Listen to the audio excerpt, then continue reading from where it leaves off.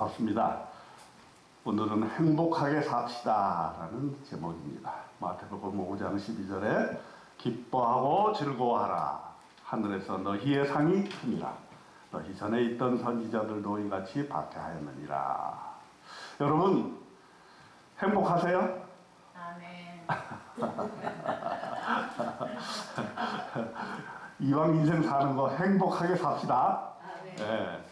오늘 이 마태복음 5장에 보면은 하나님께서 우리에게 주신 말씀, 예수님을 통해서 어떤 사람이 복된가, 어떤 사람이 행복한가 라는 사실에 대해서 8가지로 이렇게 얘기를 했는데, 결론은 뭐냐? 기쁘고 즐겁게 살아라라는 거예요. 기쁘고 즐겁게 살아. 왜냐? 그것은 하나님의 뜻이에요. 이왕 인생 사는 거 인상 쓰지 말고, 노여워하지 말고, 우울해하지 말고 기쁘고 즐겁게 살아라. 이 하나님께서 우리에게 주신 명령이면서 동시에 우리가 그렇게 살게 되면 하나님이 참 기뻐하시는 삶이다 하는 것이죠. 문제는 우리가 어떻게 행복하게 살 수 있을까? 많은 철학자들도 행복에 대해서 행복론을 얘기하고, 또 많은 강연하는 사람들이 행복하게 사는 방법에 대해서 여러 가지 얘기를 합니다. 성경에서 말하는 행복의 의미는 무엇일까? 오늘 잠시 생각해 보려고 합니다. 여러분, 행복의 조건 중에 가장 중요한 게 뭘까요? 대부분은 다 그렇게 봅니다. 저도 그렇게 생각하는데 건강이 참 중요한 것 같아요. 건강해야 인생을 기쁘고 즐겁고 행복하게 살 수가 있어요. 그러니까 나와 관련해서는 내가 내 자신의 건강을 잘 지키는 것이 중요하다는 거예요. 그거는 누구 탓할 얘기가 아니에요. 물론 어떤 사람은 태어날 때부터 좀 건강하게 태어난 사람이 있어요. 어떤 사람은 약골로 태어난 사람이 있어요. 약골. 저는 3남 3녀 중에 막내로 태어나가지고 위에 5명의 형 누나들이 엄마의 영양분을 다 뺏어 먹어가지고 영양분이 좀 부족해서 조금 약해. 그래서 코로나도 2번이나 걸렸어. 네. 그러나 결국은 자기가 자기 몸을 어떻게 잘 관리하고 보존하느냐, 매우 중요한 거거든요. 그래서 예수님께서도 그냥 말로만 은혜 받아라, 말로만 구원받아라 이렇게 얘기하시지 않고, 실제 많은 환자들을, 몸에 어려움이 있는 사람들, 정신적으로 어려움이 있는 사람들 고치셨거든요. 치유의 능력으로 우리에게 복음을 주셨거든요. 그래서 우리 성결교에서는 그걸 매우 중요하게 여겨서 사중복음 중에 신유가 들어가 있는 거예요.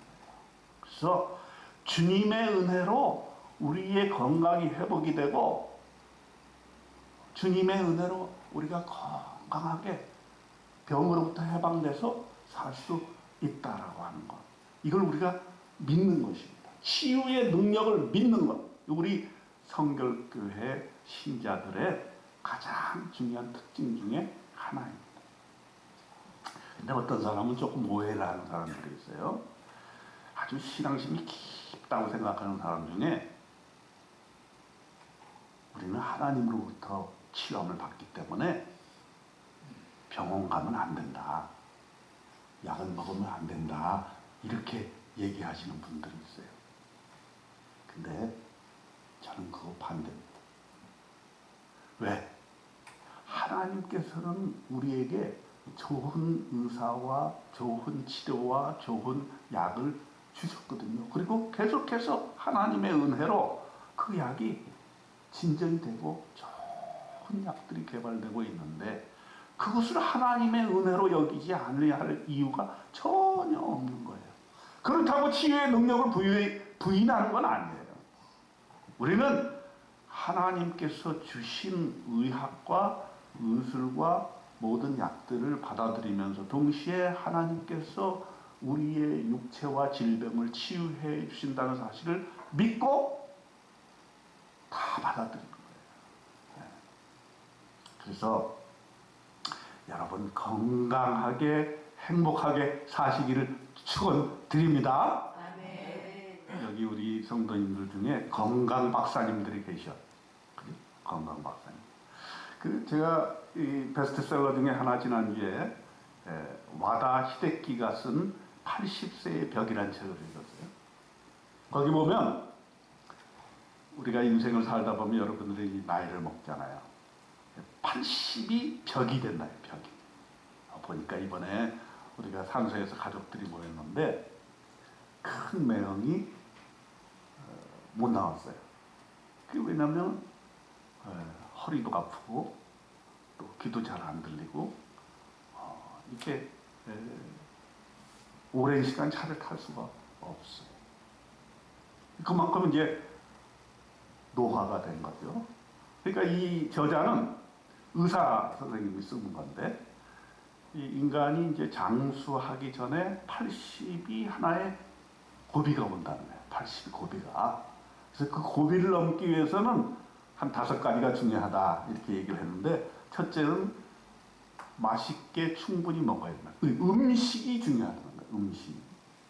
대부분은 이렇게 나이 들면은 그냥 음식을 대충 때우는 경우가 많아요. 그죠? 네.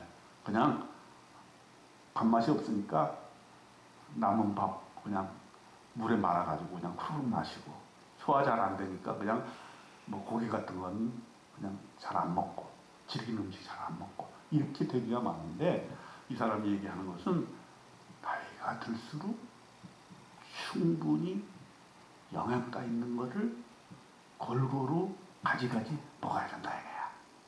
네. 우리 현대그룹 창업자인 정주영 회장은 반찬 3가지 이상 놓으면 굉장히 막 혼을 냈다고 그래요. 네. 근데 이분 얘기에 의하면 반찬 가짓수가 많아야 된다는 거예요. 네. 영양가가 많아요. 근데 우리가 특강을 우리 이제 한부모에도 특강을 한번 한 적이 있는데 임동구 박사님이라고 그 음식을 많이 연구하고 체질을 연구하는 박사님 지금도 활동을 많이 하세요.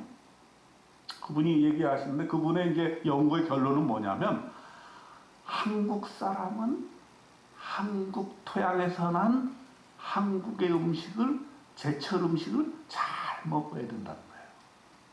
그게 건강의 지름길이라는 거예요. 근데 참 놀라운 건 말이죠.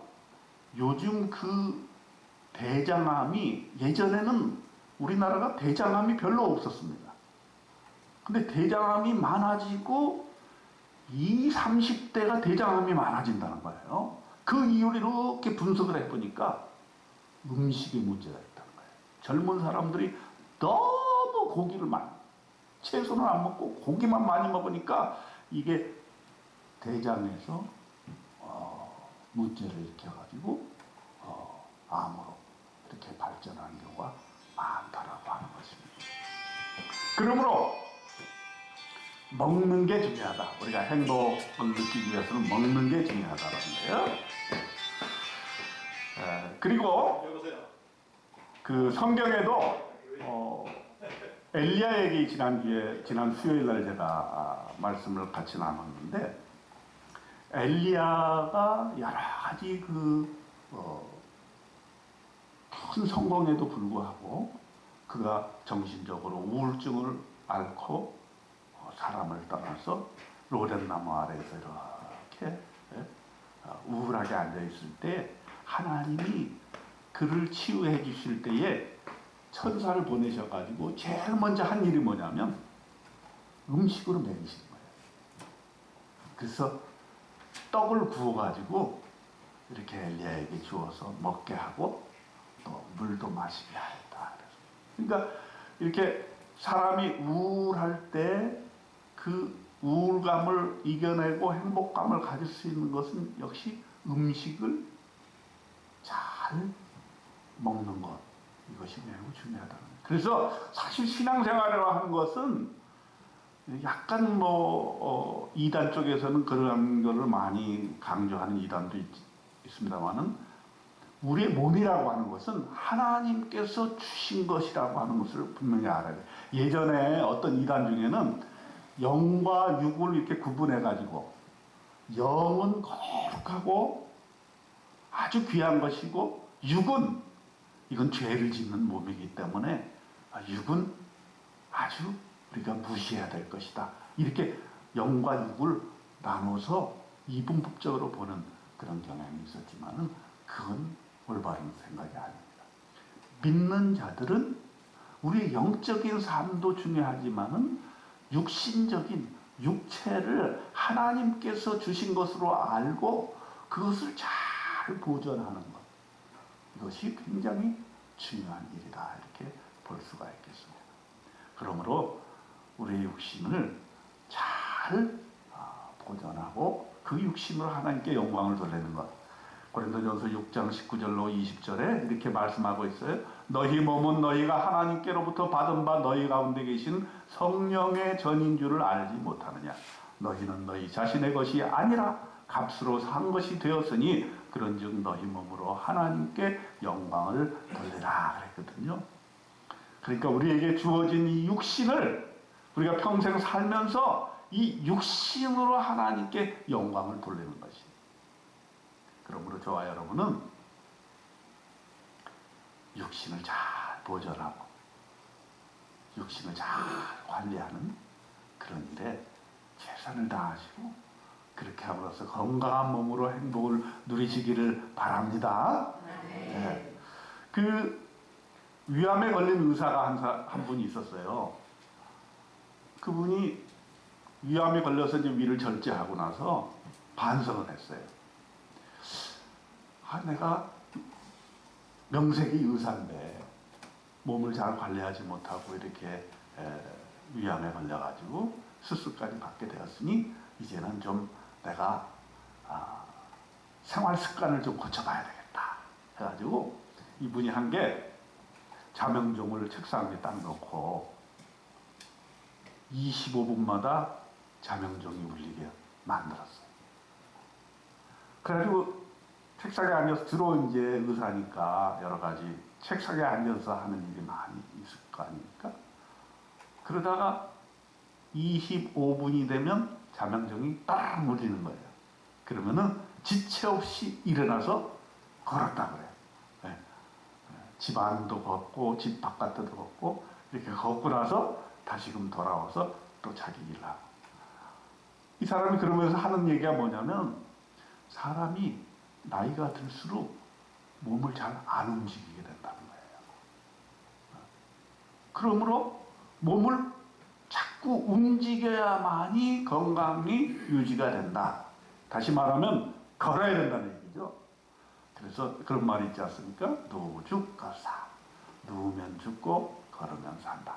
그래서 자꾸 우리 몸이 노쇠해지면서 자꾸 눕고 싶어지고 앉아있고 싶어지고 이렇게 되는데 어떻게 해서든지 자꾸 일어나서 걸어야 된다는 거죠. 그래서 성경에도 보면은 엘리야가 그렇게 음식을 먹고 물을 먹고 또 누웠을 때 천사가 다시 이렇게 세웁니다. 그리고 일어나 걸어라. 그래서 브엘세바에서부터 호렙산까지 무려 40지하를 걸었다 그랬어요. 참 놀라운 일이죠. 그렇게 걷고 나서 엘리야가 원기를 회복하고 다시금 사명감을 갖게 되는 그런 장면을 우리가 볼 수 있게 되는 것입니다. 그러므로 여러분 가능하면 자꾸 쉬고 싶고 눕고 싶고 앉아있고 싶더라도 자꾸 일어나 걸으시기를 바랍니다. 그리고 이게 나이가 많아서 노인이 될수록 집에만 있고 싶은 그런 마음이 있어요. 그거 안 되는 거예요. 자꾸 밖으로 나가라는 거예요. 밖으로 나가. 그래서 이렇게 예배 드리러 이렇게 오는 것도 굉장히 우리 건강에 중요한 거예요. 예배 드리러 오면서 햇빛을 받고 밝은 해, 오늘도 아주 날씨가 화창해서 햇살이 있어서 제가 잠시 동안 그 햇살을 몸에 받으면서 이렇게 눈을 감고 햇살을 이렇게 받아봤어요. 너무 기분이 좋더라고요. 그 햇살을 하루에 몇 분씩은 받아줘야 비타민 D가 형성이 돼가지고 밤에 잠을 또 잘 잘 수 있다고 그러는 거 아니에요. 그러니까 여러분 집에만 있지 마시고 밖에를 나와서 돌아다녀야 된다는 거예요. 그래서 이 와다 히데키도 그런 얘기를 해요. 놀아야 된다, 외출해야 된다, 웃어야 된다. 그래서 자꾸 몸을 움직여서 이렇게 생활을 해야 우울해지지 않고 행복감을 느끼게 되고 햇빛을 받아서 하나님께서 주시는 이 자연을 자꾸 느끼고 만끽하게 될 때 우리에게 행복감이 느끼게 되는 것입니다. 그 다음에 우리 두 번째 생각할 것은 사람이 주는 행복이라는 게 있다는 겁니다. 오늘날 우리 사회가 혼자 사는 것에 상당히 익숙해져 있지 않습니까? 그렇죠?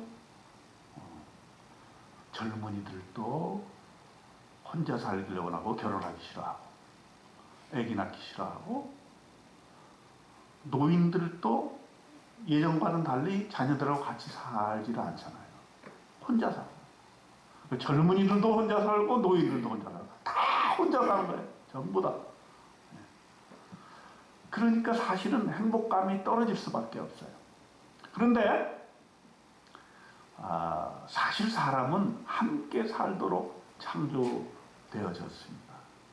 그러므로 우리는 가능하면 사람들과 함께 부딪힘으로써 행복을 느끼게 하는 것, 이거 매우 중요하다.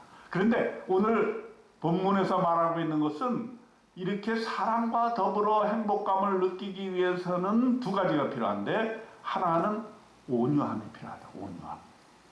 온유하다는 것은 마음이 부드럽고 포용력이 있는 것을 말하는 거예요.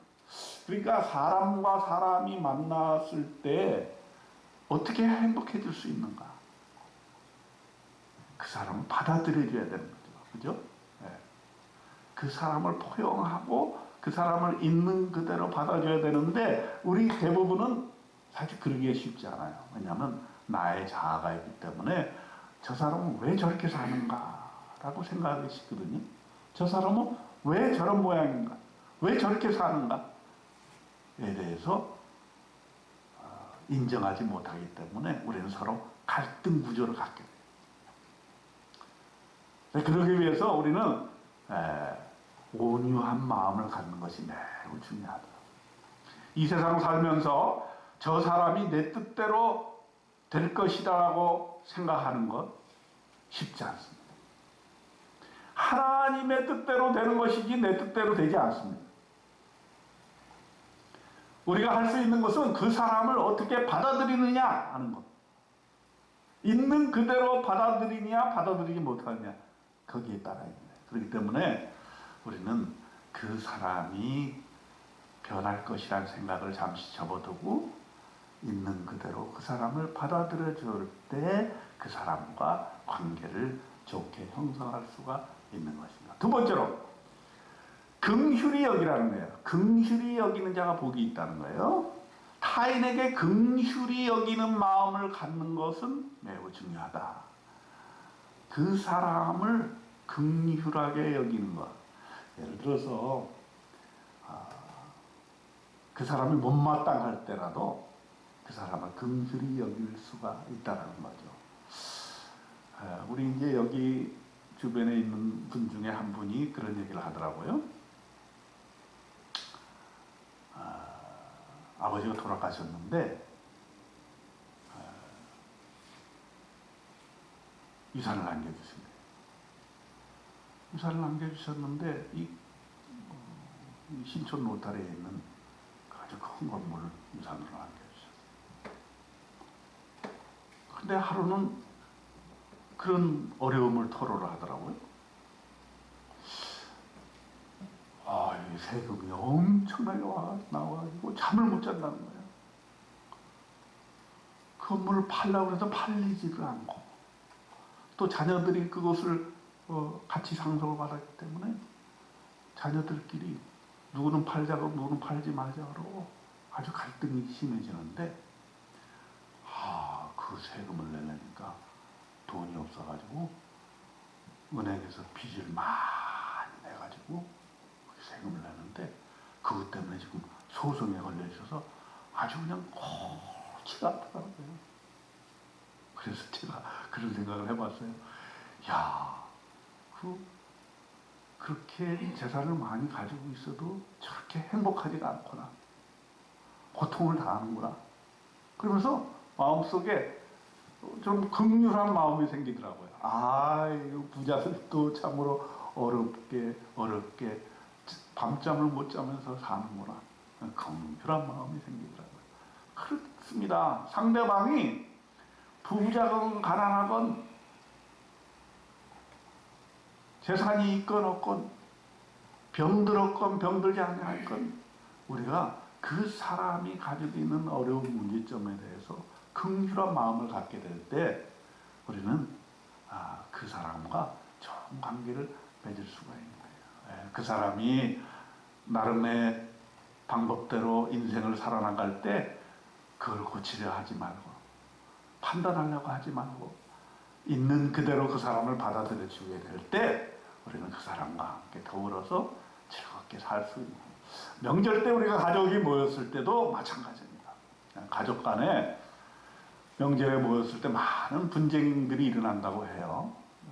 엊그저께도 뉴스에 보니까 가족들이 모여서 뭐 여러 가지 어려운 일들이 일어나는 것을 뉴스에 나오게 되는데 가족들이 모여서도 사실은 우리는 하나님께서 가족들을 나에게 주신 것을 감사하게 여기고 그 가족들이 내 생각과 다르다고 할지라도 그것을 받아들여 줄 수 있는 그러한 긍휼한 마음과 또 온유한 마음이 있게 되었을 때 가족 간의 행복을 느낄 수가 있는 것이죠. 그러므로 이 추석 때에 이런 생각을 우리가 해봐야 될 것 같아요. 하나님께서 나에게 주신 사람들 정말로 귀한 것입니다. 비록 그들이 예를 들어서 자녀들이 내 말을 잘 안 듣는다고 해도 또 부모들이 내 마음에 합당하게 이렇게 대해주지 않는다 할지라도 하나님께서 나에게 주신 그 가족 또 친지 또 지인들 친구들 하나님이 나에게 주신 친구들이거든요. 그 사람들을 우리가 받아들여주고 또 그 사람들을 위해서 기도할 수 있다는 것이 얼마나 귀한 일인가. 거기서 사람과 더불어 행복감을 누리시는 저와 여러분 되시기를 축원드립니다. 그 엘리야가 행복하지 않고 우울함에 처해 있을 때 이렇게 고백을 해요. 하나님 앞에 기도하면서 하나님, 나는 할 만큼 했습니다. 내가 내 인생 제대로 하나님의 뜻에 따라 살아보려고 했습니다. 그런데 백성들은 우상 숭배를 하고 다 떠나가고 나만 혼자 남았습니다. 이렇게 하나님 앞에 기도를 해요. 그 우울감의 정점이죠. 혼자 있을 때의 그 우울감이죠. 그런데 하나님께서는 마지막에 뭐라 그러셨냐면 내가 너에게 바알에게 무릎 꿇지 아니한 7,000명을 너에게 붙여줬다. 용기 내서 계속해서 네 일을 해라. 7,000명을 붙여줬다.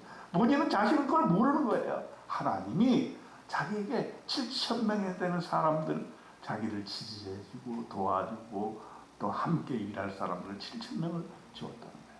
우리가 한번 가만히 생각해보면 우리가 인생 살아가면서 아마 하나님께서 한 7,000명 정도 우리에게 사람을 붙여주셨을지 모르겠습니다.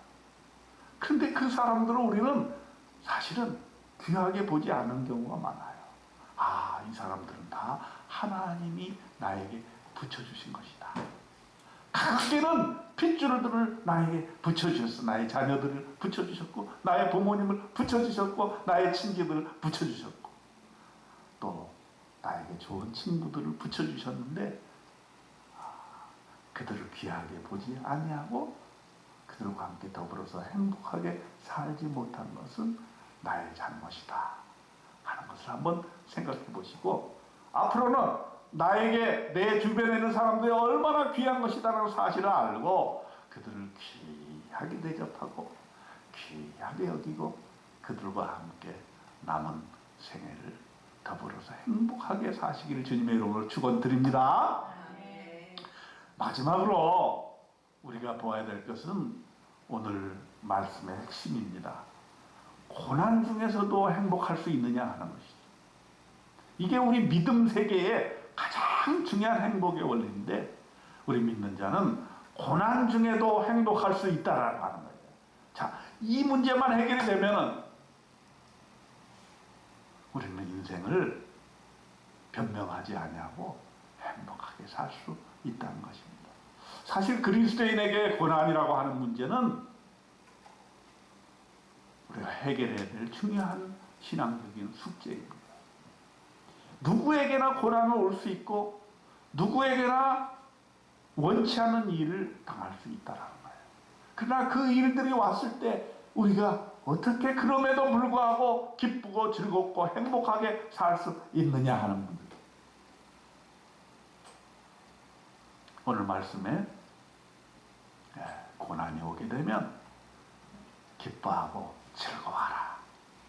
더 이상 크다. 이렇게 얘기를 하고 계시는 것입니다. 왜냐하면 너희 전에 있던 선지자들도 그렇게 고난을 당하였지만 기쁘고 즐겁게 그 고난을 이겨냈다 하는 것이죠. 우리의 신앙의 선조들을 우리 때보다 더 어려운 상황 속에 살지 않았겠습니까? 여러분, 우크라이나 전쟁을 지금 보고 있지만은 그 전쟁의 어려움 그 이상으로 우리 민족이 6.25 전쟁을 겪었잖아요. 거의 2차 대전 때 남은 포탄을 한반도에 다 쏟아부었다는 거 아니에요. 얼마나 많은 사람이 죽고 이 국토가 아주 어려움을 당했습니다. 또 우리가 일제시대 때도 자기 나라 말도 못 쓰고 내 이름도 제대로 부르지 못하고 그렇게 나라도 빼앗기는 그런 서러움을 우리가 겪었다라고 했을 때에 지금 우리가 살고 있는 이 세상은 행복해도 너무 행복할 수밖에 없는 그런 조건들이죠. 사실은 우리가 배고파서 죽을 사람은 없어요. 물론 송파 모녀 사건처럼 그렇게 어려움을 겪는 사람들이 있는데 그거는 일부의 문제고, 우리나라가 이제 복지 정책이 탄탄하게 이렇게 되어 있기 때문에 돈이 없어서 하루 세 끼를 먹을 수 없다라고 하는 그런 사람들은 이 땅에서 있을 수가 없는 거예요. 그래서도 안 되고 그런 나라, 복지국가로 우리나라가 지금 가고 있거든요. 그러니까 어떤 사람도 먹고 사는 문제에 있어서 행복하지 않게 어렵게 살아서는 안 된다는 국가적인 과제이기도 하고 또 우리 믿는 사람의 과제이기도 합니다. 그러므로 우리는 고난이 왔을 때 그 고난이 하나님께서 허락해 주신 고난이라는 사실을 알고 그 고난을 받아들일 필요가 있는 거예요. 하나님이 왜 이 고난을 나에게 주셨는가? 그리고 고난을 통해서 하나님은 왜 나에게 어떤 것을 가르쳐 주시려고 하시는가에 대한 것을 우리가 생각할 수 있어야 되는 거예요. 그래서 믿는 사람들은 고난이 오는 것을 거부하거나 그것 때문에 넘어지거나 난망하거나 우울하거나 하지 아니하고 오히려 그 고난을 통해서 찬송하며 기뻐하며 그 고난을 이겨낼 수 있는 힘을 가지게 된다는 것이고, 예수님께서 우리에게 그러한 행복을 말씀하실 때 고난과 핍박이 오더라도 그 가운데 즐거워하고 기뻐할 때 하늘의 상이 크고 천국의 너희 것이다 라고 말씀하시는 것입니다. 그러면 여러분, 혹시 내가 지금 행복하지 않은 것은 어떤 고난 때문이다, 나에게 다가오는 어떤 문제점 때문이다, 극복하지 못하는 과제가 있기 때문이다. 이렇게 생각하신다면 오늘 이 시간 다시금 주님 앞에 우리가 기도하고 묵상함으로써 하나님께서 왜 그러한 고난을 나에게 주셨는가 한번 생각하면서 그 고난을 통해서 새로운 사명을 발견하고 이 땅을 승리하며 살 수 있도록 하나님께서 이끌어 주신다는 사실, 그것을 여러분 깊이 명심하시고 고난 중에도 기뻐하고 즐거워하는 귀한 역사를 이루어 나가시기를 주님의 이름으로 축원드립니다. 우리가 지금 어떤 형편에 있든지 기뻐하고 즐거워해야 됩니다. 우리는 그리스도인이기 때문에 우리는 행복하게 살아야 할 이유가 있습니다. 그리고 그 행복을 먼 미래에 있을 것이라고 생각하지 말고 지금 이 순간에 그 행복을 내 것으로 만들고 기쁘고 즐겁게 사시기를 바랍니다. 그러기 위해서 여러분 하나님께서 주신 몸을 잘 관리하시고 또 어떠한 스트레스와 문제가 온다 할지라도 고난이 온다 할지라도 그 고난에 지지 말고 하나님께서 주시는 그 길 따라서 그 고난 중에도 기쁘고 즐거워하는 행복을 계속해서 유지해 나가시면서 남은 생에 인생을 만끽하시면서 즐거운 행복한 삶 누리시기를 주님의 이름으로 축원드립니다. 기도하겠습니다. 하나님 아버지, 우리에게 주신 멋진 인생, 하나뿐인 인생 기뻐하고 즐거워하며 살게 도와주시옵소서. 이미 행복은 우리에게 선물로 주어졌는데 우리가 여기에 행복이 있을까 저기에 행복이 있을까 돌아다니면서 찾지 않도록 도와주시고 하나님이 우리에게 주신 행복 많으면서 인생 살 수 있도록 하나님 우리를 도와주시옵소서. 그래서 하나님이 하루하루 우리에게 선물로 주신 이 시간을 누리면서 기쁘고 즐겁게 사는 우리 모두가 될 수 있도록 하나님 축복하여 주시옵소서. 우리 주님 예수 그리스도의 이름으로 간절히 기도드리옵나이다. 아멘.